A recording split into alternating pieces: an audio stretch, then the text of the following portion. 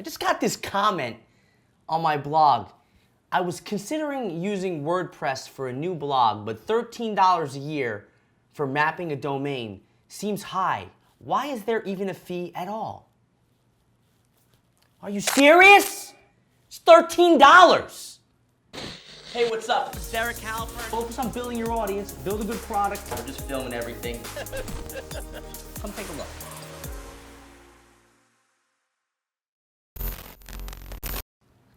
Look, I realize that $13 can have an impact on some people's lives, and $13 can be a meaningful amount of money. I mean, I grew up poor. $13 was a lot of money.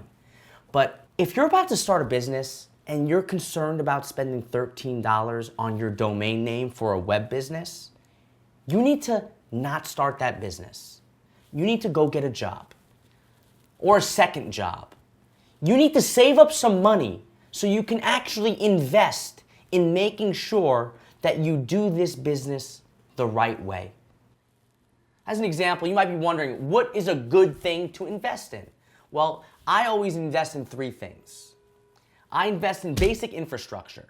Infrastructure like hosting, domain names, email marketing services, course platforms, things that allow you to actually have the business. The second thing you should be happy to spend money on is developing your knowledge and skills.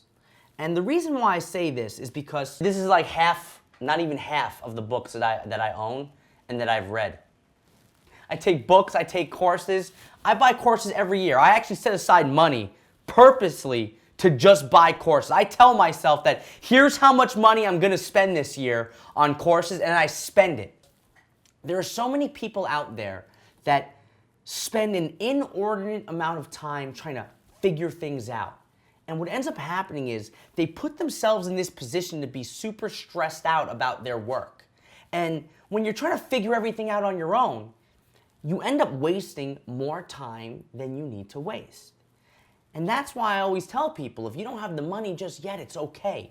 Do yourself a favor, start saving to start that business now. That way, when the time comes to invest in something like infrastructure or knowledge, you can do it. The third thing that you should have no problems spending money on is peace of mind. Sometimes when you're thinking about hiring somebody, they might throw back a price at you that is a little higher than you wanted to spend. And at that moment, you're like, oh, this is out of my price range. Let me go find somebody else. And then you end up hiring someone that is less than perfect, and they give you a less than perfect job. This almost always is more costly in the long run.